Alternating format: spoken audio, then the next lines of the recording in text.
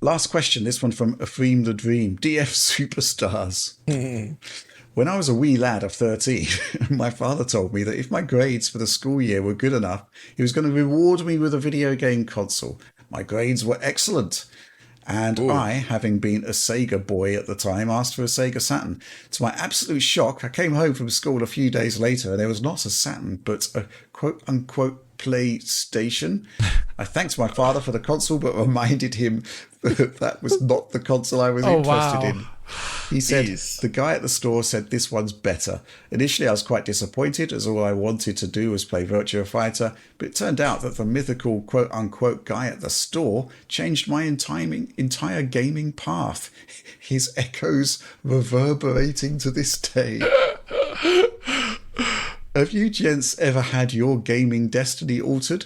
Thanks for entertaining me every week and cheers! Exclamation point. Alex, has there been like a defining point of gaming that changed thanks to someone who may or may not have been a quote unquote guy at the store? I don't know about a guy at the store.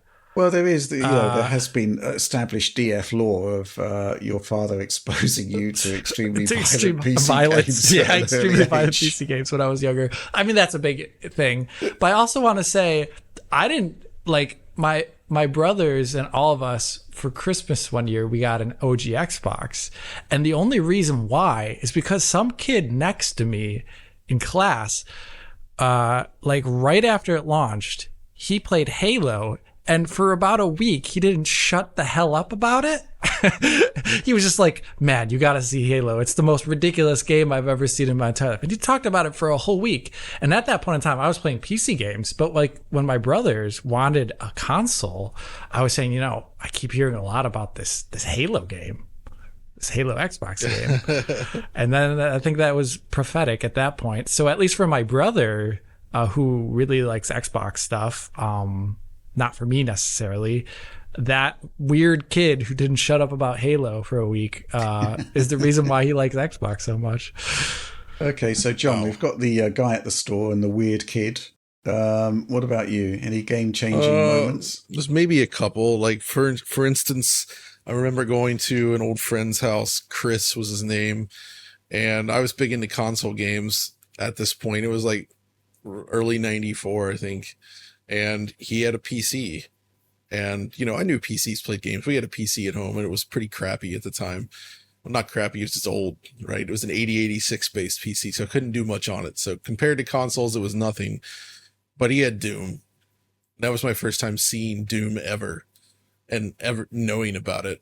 And it was so impressive that I instantly switched gears to begging my parents to get a PC. And we did get a PC that year. It was a Packard Bell. So, Okay. and What yeah, processor? what's that? 386? It was a 486 DX266. Oh, okay, so it would have been pretty good for Doom. Oh yeah. Doom was excellent on there. And yeah, of course, as soon as I got it, I got Doom. Mm-hmm. And that kind of set me on the path of playing mostly PC games for like the next 4 years, I'd say. Like I got back into consoles towards the end of the 90s, but like that really sent me on a PC path for a while. And that was, I think, maybe it's nostalgia speaking, but to me that was such an exciting era for PC games as well. There's just so much unique stuff coming out for the PC that was really pushing what it could do. And I absolutely love that era. But I did get back into consoles around 98. I mean, I played them at friends' house. So I got PlayStation and Saturn that year. I got a Saturn first because I loved the Mega Drive or Genesis so much. And I got way back into that stuff. I got into Dreamcast, PS2 and all that. And then the Xbox came along, and I guess Halo, I wasn't initially convinced on getting a GameCube or an Xbox. I was like, well, I'm happy with PS2 and Dreamcast even, and PC. But it was Halo that convinced me. Halo and Jet Set Radio Future, actually, and Gun Valkyrie. But when I finally played Halo, it happened because my van broke down at college, and the fuel pump failed. And I got picked up by a friend, and we went back to his house at some point, and he had a large projection screen TV. and an Xbox, and we ended up playing co-op Halo on there. And I was still of the opinion, like, oh yeah, when it comes to first-person shooters, the PC is where you go. Like, it's way better.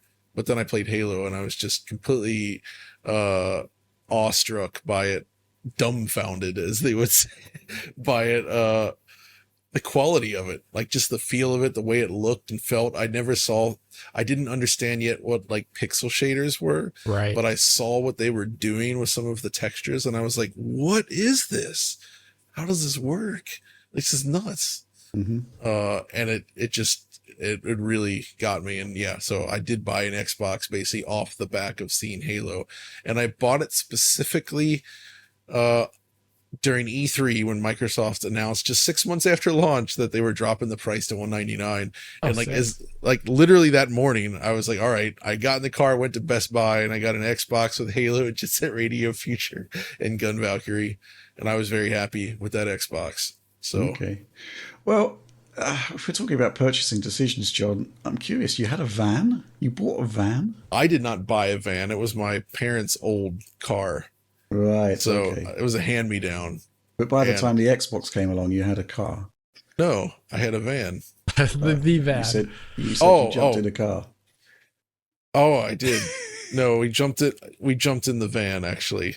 I just said the car, but yes, it's a generic term of automotive transport. It was a 1989 Dodge Caravan.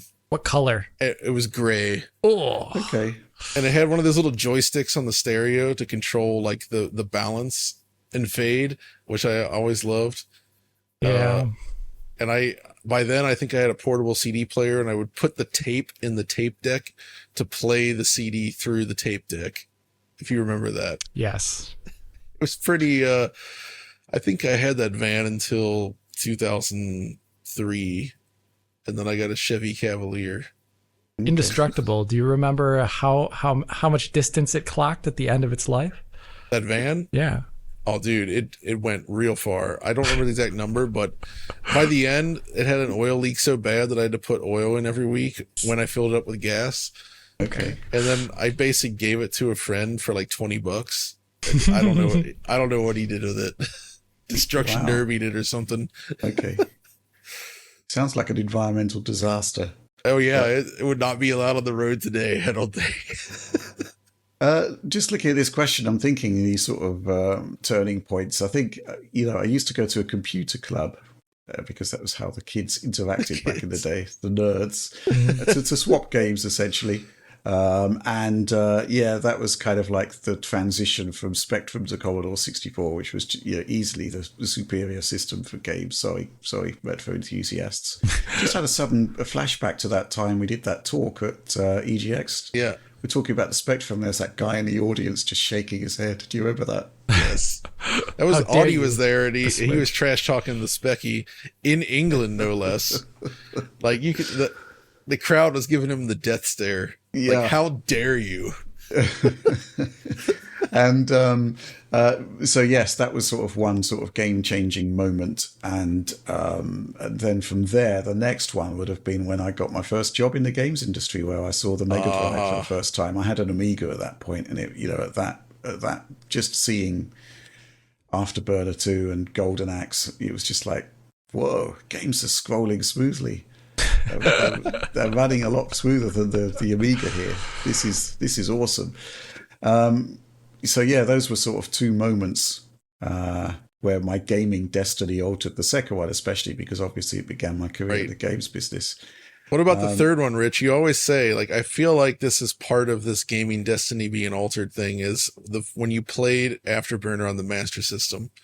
Forever altered your perception of that. Yeah, that obviously happened before I got the first job in the industry. But, I was still in home computer land at that point. I had my Amiga, but my head was turned by those screenshots in the adverts for the Sega arcade conversions. And you saw this so-called Master System.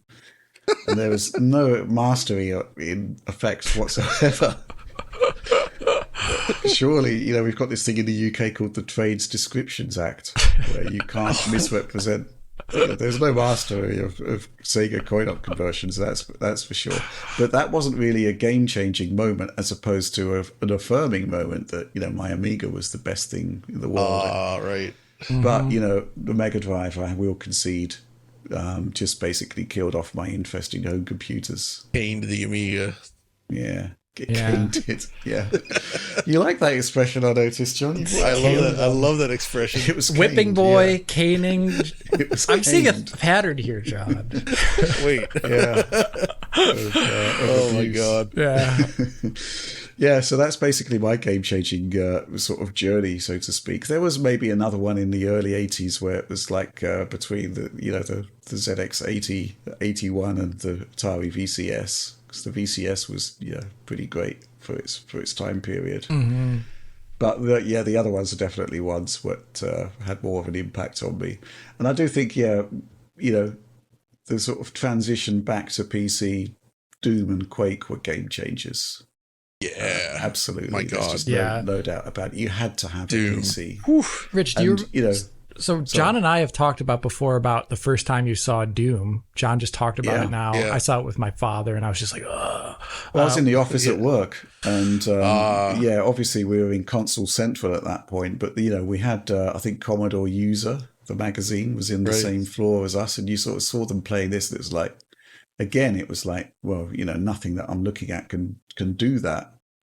And it was phenomenal.